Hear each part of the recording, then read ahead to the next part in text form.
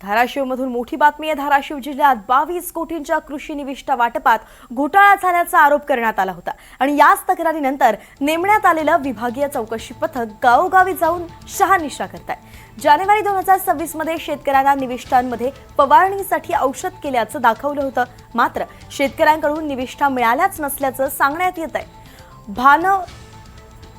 भानसगाव इथे 150 शेतकऱ्यांची तपासणी करण्यात आली आहे आणि यामध्ये तब्बल 83 शेतकऱ्यांनी आपापल्या कृषी निविष्ठा पोहोचल्याचं नसल्याचं आक्षेप घेतलेला आहे। याचाच आढावा घेतलाय आमचे प्रतिनिधी ओंकार कुलकर्णी यांनी। पाहूयात। धाराशिव जिल्ह्यात कृषी विभागाकडून वाटप करण्यात आलेल्या 22 कोटी रुपयांच्या निविष्ठांमध्ये घोटाळा झाल्याचा आरोप करण्यात आलेला आहे आणि त्यानंतर विभागीय चौकशी पथक जे आहे ते गावागावात दाखल होत आहे। धाराशिव जिल्ह्यातील भानसगाव इथं आपण आहोत।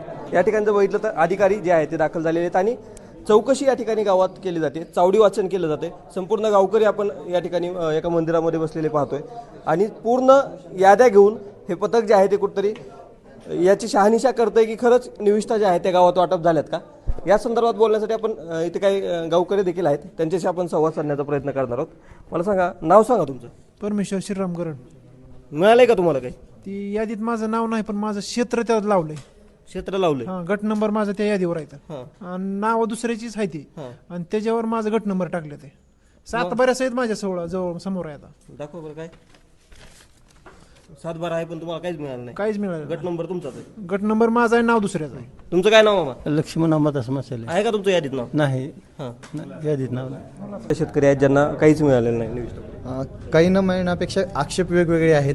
काही ग्रामस्थांच्या म्हणण्यानुसार काही लाभार्थी माहीत आहेत, काही जणांचं शेतच नाही आहे आणि काही जणांचे नाव चुकीचे आहेत, असे आक्षेप त्यांनी घेतलेले आहेत। तर त्याची आम्हाला किती चौकशी आक्षेप आहेत करावी लागेल। साधारणतः? एकूण 83 आक्षेप आहेत। 83 आक्षेप. काय काय मिळणं अपेक्षित होतं या शेतकऱ्यांना? शेतकऱ्यांना त्या योजनेच्या अनुषंगातून एकात्मिक अन्नद्रव्य व्यवस्थापन व एकात्मिक कीड व्यवस्थापन या बाबी अंतर्गत जैविक खते, सूक्ष्म मूलद्रव्ये व कीड संरक्षक औषधं भेटणं आवश्यक आहे। मॅडम, तुम्ही मागे सांगत होतात, नेमकं काय सह्या तुम्ही कुठे केलेल्या होत्या का, काय झालं? नाही सर, कोणत्याही कागदावर मी सही केली नाही किंवा मला ऑफिसकडनं कुठलंही लेटर आलेलं नाही आहे।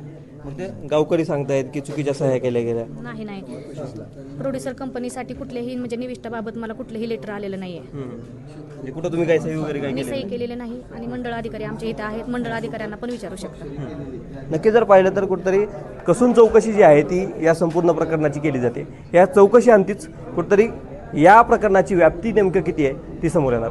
ओंकार कुलकर्णी, NDTV मराठी, भानसगाव, धाराशिव।